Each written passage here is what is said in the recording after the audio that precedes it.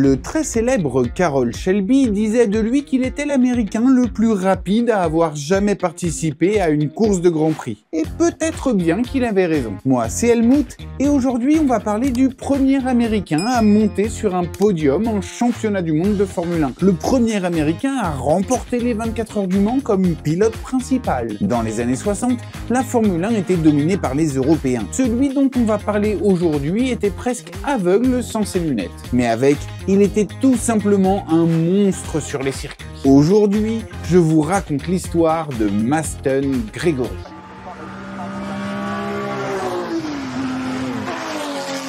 Maston Gregory est né aux USA, à Kansas City dans le Missouri.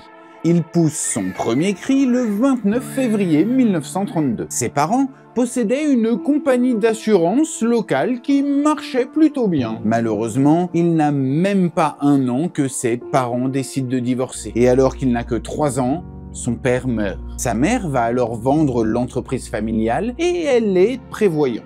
Elle a tout de suite divisé cette petite fortune en 3, une part pour chacun de ses enfants. Le petit Maston va donc grandir sans son père. C'est un enfant fragile, plus petit que ses camarades. Il porte des lunettes et sa voix est étonnamment grave. Et en plus, il a un fort accent marqué de la campagne américaine. Pour ne rien arranger, il bégaye. Il n'est pas sûr de lui et ses camarades n'hésitent pas à se moquer. En clair, il n'a pas eu l'enfance la plus facile. Du coup, vous vous doutez bien que l'école, c'est pas trop son délire. Il continue sa scolarité jusqu'au lycée, mais ne décroche aucun diplôme. Maston a bien grandi, il a maintenant 19 ans, l'âge des premiers amours. Il tombe amoureux de Louella Simpson et se marie. Maston est maintenant un jeune adulte avec une situation. Il fume plusieurs paquets de cigarettes par jour et développe sa répartie. C'est pour lui une sorte de revanche par rapport à son enfance. Maston a un humour sec et une répartie pleine d'esprit. Bref,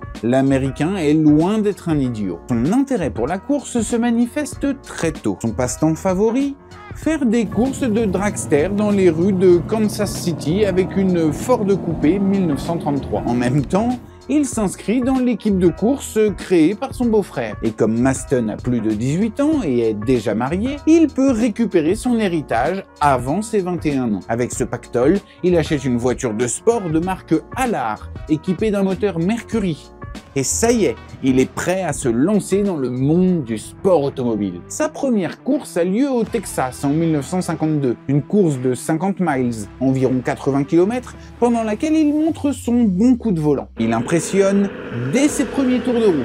Malheureusement, il doit abandonner après 5 tours à cause d'un joint de culasse défectueux. Alors, il répare le moteur de son Allard et part pour la Floride. Maston se met en tête de courir sur le circuit de Sebring en 1953. La course commence plutôt bien pour lui, il se place dans le groupe de tête, mais après un peu plus d'1 heure de course, il est contraint d'abandonner à cause d'une défaillance de suspension arrière. Quelques semaines plus tard, direction l'Oklahoma avec une voiture réparée. Et cette fois-ci, c'est la bonne. Il termine premier. Maston Gregory remporte la course avec presque 100 chevaux de moins dans sa voiture. C'est bien la preuve que le pilotage de Maston est un cran au-dessus des autres. Et vous vous en doutez, ce n'est pas assez pour lui. Il achète une Jaguar Type C. Et Maston l'utilisera désormais pour s'inscrire en compétition et commencer à cumuler les victoires. Il remporte plusieurs courses à travers les États-Unis, de San Francisco à Omaha. Pendant l'une d'entre elles, il est disqualifié par les commissaires pour un dépassement litigieux. Une véritable injustice selon lui. Et quand une voiture est disqualifiée en course, le drapeau noir est alors agité, la voiture coupable désignée du doigt. Du coup, Maston fait preuve de son humour caractéristique en arrivant à la course suivante avec des drapeaux noirs peints sur sa voiture. Fin 1953, Maston est tout simplement considéré comme le meilleur pilote Jaguar de tous les États-Unis. Ses victoires ainsi qu'une série de 2e places cette saison-là lui permettent de recevoir une invitation pour participer à sa première course internationale, un événement en Argentine en janvier 1954. Il performe admirablement lors des 1000 km de Buenos Aires jusqu'à ce qu'un problème de pompe à eau ruine sa course et le fasse chuter à la 14e place. Mais peu importe, Sa carrière internationale est lancée pour de bon. Lorsqu'il arrive en Europe en 1954 pour sa première course, ses concurrents ont d'abord eu du mal à accepter l'idée de courir contre cet enfant. Maston, qui mesurait 1,73 m et pesait 63 kg, avait l'air beaucoup plus jeune que son âge et n'était pas vraiment pris au sérieux, encore moins avec ses grosses lunettes à double foyer. L'année suivante, en 55, il se rend au Mans pour tenter sa chance aux 24 heures. Mais son copilote brisa un piston dans la Ferrari 3 litres en début de course. Résultat, un moteur mort et surtout, Maston n'aura même pas l'occasion de prendre le volant. 2 ans plus tard, en 1957, ses équipiers et lui remportent le premier grand succès que Maston attendait, la victoire lors des 1000 km d'Argentine. Entouré par les meilleurs pilotes du monde, sa performance impressionne et attire l'attention des grandes écuries de Formule 1. Maserati l'engage et lui confie le volant d'une voiture à partir de la saison suivante. Le premier départ de Maston en Grand Prix de Formule 1 a lieu sur le circuit urbain le plus célèbre du monde, Monaco. C'est lors de cette course qu'il devient le premier Américain à obtenir un podium pour sa première participation en Formule 1 avec une brillante 3e place. Maston confirme cette performance avec une 8e place au Grand Prix d'Allemagne sur le terrible Nürburgring, une 4e place au Grand Prix de Pescara et une autre 4e place au Grand Prix d'Italie à Monza. En résumé, pour sa première saison en Formule 1, il termine à la 6e place du championnat du monde sur 23 pilotes. C'est pas mal du tout. En 1958, pour sa 2e saison, les résultats sont un peu moins au rendez-vous. Mais Maston a une excellente excuse. Et même la meilleure excuse du monde. 1958 donc, Grande-Bretagne, Grand Prix de Silverstone. Pendant les essais, notre Américain intrépide se retrouve coincé derrière une autre voiture à l'entrée d'un virage. Maston décide alors de passer par l'intérieur du virage, mais son adversaire ne l'a pas vu. Maston entame son dépassement et soudain, la voiture qui le précède se rabat devant lui. Sentant le crash arriver, Maston s'écarte vers l'extérieur, mais il va beaucoup trop vite. À ce moment-là, il n'y a plus rien à faire. Il va se bouffer le rail de sécurité à pleine vitesse. Maston ouvre un œil. Il distingue une silhouette qui lui est familière. Son frère veille sur lui depuis maintenant quelques heures. Les deux hommes échangent un sourire et le frère de Maston lui demande alors « Mais pourquoi tu as sauté de ta voiture? Si tu avais vu le rail de sécurité se rapprocher comme je l'ai vu, non, vous ne rêvez pas. » Maston a sauté de sa Formule 1 en marche. C'était ça ou se faire découper par le choc contre la glissière. La voilà son excuse. S'il n'a pas fait des super performances cette année-là, c'était pour laisser le temps à ses fractures de se défracturer. Tiens, prends ça le Becherel. Et Maserati n'a pas trop apprécié sa folie. Il quitte l'écurie italienne. Nous voilà désormais en 59 et Maston s'engage avec l'écurie Cooper, mais seulement en tant que 3e pilote. Il décroche tout de même le 2e podium de sa carrière en terminant 3e du Grand Prix des Pays-Bas. Dans la foulée, il termine 2e du Grand Prix du Portugal et même s'il ne pilote pas souvent, quand c'est le cas, il n'est pas là pour épiler les kiwis. À côté de la Formule 1, il participe aussi à d'autres courses. 1959 donc, Grande-Bretagne, circuit de Goodwood cette fois-ci. Oui, il va le refaire. Maston est dans sa Jaguar au cul d'une Porsche sous pression. Jusque-là, c'est tout pareil. Maston décide de doubler la Porsche par l'intérieur du virage. Jusqu'ici, c'est toujours aussi pareil. La Porsche n'a pas vu Maston et se rabat à l'intérieur. Toujours tout pareil. Maston s'écarte sur la droite, mais il a trop de vitesse. Et comme il va se bouffer le mur, il ouvre sa portière et saute avant l'impact. Ça devient clairement sa spécialité. Dès que ça sent trop le poney, Maston saute de sa voiture. Et le pire, c'est que d'après les analyses d'accidents qui ont été faites à l'époque, il avait plus de chances de survivre en s'éjectant plutôt qu'en restant au volant. Quel instinct! En Formule 1, malgré plusieurs courses manquées à cause de ses blessures, Maston participe quand même largement au titre de champion du monde des constructeurs remporté par son écurie Cooper. Fin 1961, le contrat de Maston avec Cooper n'est pas renouvelé. Selon la rumeur, il aurait été licencié par le constructeur anglais parce qu'il était plus rapide que Jack Brabham. Et à l'époque, Brabham est déjà 2 fois champion du monde de Formule 1. C'est une pointure. C'est ce qui aurait poussé Brabham à faire pression pour que Maston soit renvoyé. Et en même temps, je comprends son inquiétude. En 6 courses, Masten a terminé 4 fois devant Brabham. Brabham ne veut donc pas prendre le risque de se faire battre par un plouc de la campagne américaine. Mais revenons un an en arrière. Lors des 24 heures du Mans en 1960, Masten enregistre le tour le plus rapide de la course au volant de sa Maserati Birdcage T61 lors des premiers tours de la course. C'était la première fois qu'un Américain réalisait le tour le plus rapide dans une course au Mans. Dans un article de journal de l'époque, on pouvait lire « Masten réalisait des tours tellement rapides au début de la course qu'à un moment donné, un hélicoptère volant au-dessus de lui n'a pas réussi à le suivre dans la ligne droite des Hunaudières. » L'année suivante, en 1961, sur le redoutable circuit du Nürburgring, sans sponsor et sans thune, Masten doit carrément emprunter des pneus arrière à une autre écurie pour participer à la course. En plus, le Nürburgring à l'époque, ce n'est pas un simple circuit fermé pour se tirer la bourre entre pros. Non, le Nürb en Formule 1, dans les années 60, c'est l'enfer vert. Les barrières en bord de piste, il n'y en a pas. C'est des arbres menaçants, des fossés et des talus en terre où même les pâquerettes n'osent pas pousser. La piste en elle-même, elle est pleine de bosses, de nids de poules et est tellement étroite que passer à 2 c'est compliqué, alors passer à 3 c'est tout simplement du suicide.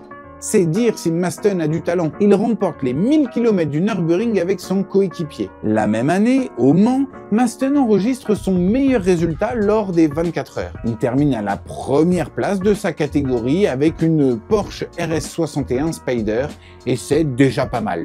Bref, vous l'aurez compris, mettez une voiture dans les mains de Masten, il fera des miracles. Avant de continuer, on va faire un petit arrêt au stand. Pendant ce temps-là, je vous invite à vous abonner à la chaîne, à partager la vidéo et à écrire en commentaire combien de temps a duré cet arrêt au stand. Allez, on va avancer un peu dans le temps et nous voici en 1964. Le constructeur américain Ford se lance dans un défi de taille. Battre Ferrari et remporter la course automobile la plus prestigieuse du monde, les 24 heures du Mans. Masten est l'un des premiers pilotes choisis par Ford pour piloter leur nouvelle GT40. Il est associé à Richie Ginter et les choses semblent très prometteuses puisque rapidement Ford se retrouve en tête devant Ferrari. Un arrêt au stand trop long fit perdre à Masten la première place et l'équipe conserva la deuxième position jusqu'à la tombée de la nuit. Malheureusement, après 5 heures de course, la boîte de vitesse lâche et Masten n'ira pas plus loin. Ce ne sera pas pour cette fois-ci. L'année suivante, en 1965, Masten retourne au Mans. Il veut gagner les 24 heures. Et c'est avec Ferrari qu'il s'engage cette fois-ci. Il a bien compris qu'avec Ford, gagner le Mans, ce n'est pas pour tout de suite. Au volant d'une Ferrari 275 LM de la North American Racing Team, devant une foule estimée à 250 000 personnes, Masten et son équipier partent à la conquête du titre. Et son équipier n'est autre que Jochen Rindt. Vous ne savez pas qui il est ? Je vous mets le lien vers la vidéo de Jochen Rindt en description, parce que son histoire à lui, elle vaut vraiment le détour. C'est le seul champion du monde de Formule 1 sacré champion alors qu'il était déjà mort. Sur la piste, les deux compères sont deux grands malades. Ils parcourent le circuit de presque 14 km à une vitesse moyenne de 200 km/h. Et ces deux-là, c'est le duo parfait de fous furieux. En plus, aucune galère sur leur Ferrari, alors les deux hommes emmènent leur équipe jusqu'à la victoire finale. Et cette victoire est sans conteste le plus grand succès de la carrière de Masten.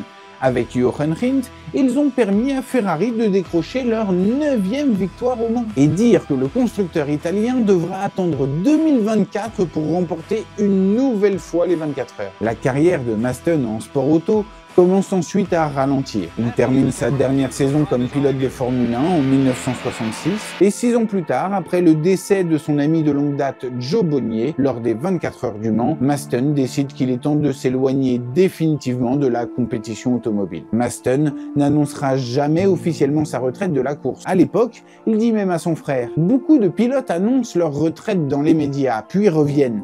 Moi, j'annonce rien, je décide simplement d'arrêter de courir. » Certains observateurs l'ont injustement étiqueté comme un cracheur de voitures, ce qui a clairement nui à sa carrière. Mais les statistiques montrent clairement que Masten n'a que très rarement abandonné un Grand Prix de Formule 1. C'était un pilote avec une attitude très audacieuse sur la piste. Il n'avait jamais peur d'appuyer sur l'accélérateur et, on l'a vu, avait un incroyable instinct de survie. Et il aimait tellement le danger, il a même déclaré à la fin de sa carrière « Franchement, Si je ne pouvais pas faire de course automobile, je devrais faire quelque chose d'autre qui comporte des risques, car c'est le moment du danger qui rend le reste de la vie supportable, précieux ou agréable. Quand j'avais environ 32 ou 33 ans, il m'est venu à l'esprit qu'avant ce moment-là, je n'avais jamais cru que je vivrais jusqu'à 30 ans. Je n'avais fait aucun plan parce que cela ne semblait pas avoir de sens. Tout le monde pensait que j'allais me tuer en arrivant en Europe.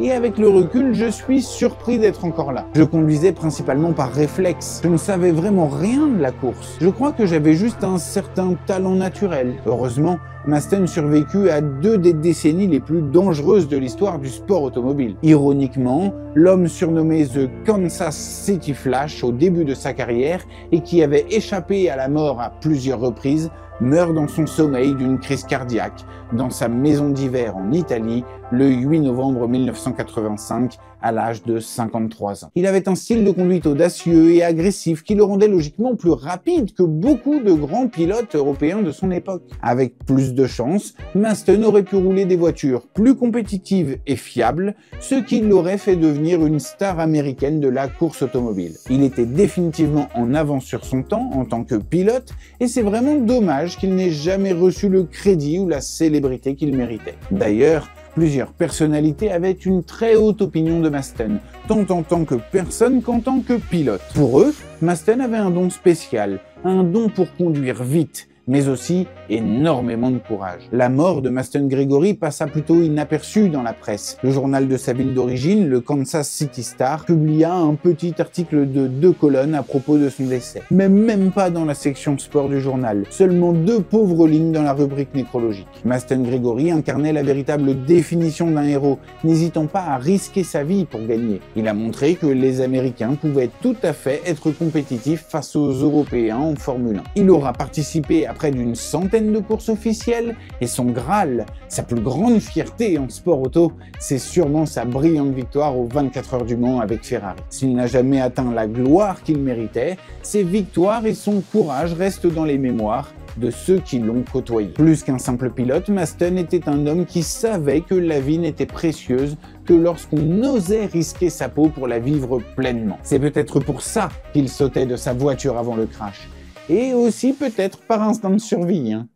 Si vous avez aimé cette histoire, n'hésitez pas à lâcher un j'aime ou tout simplement me faire un retour en commentaire. Vous pouvez aussi vous abonner si ce n'est pas déjà fait. Promis, c'est moins dangereux que de sauter d'une Formule 1 à 300 km/h. Et si vous connaissez un personnage du sport automobile avec un destin incroyable, n'hésitez pas à partager son histoire en commentaire. Je pourrais même peut-être en faire une vidéo. A plus la copinade!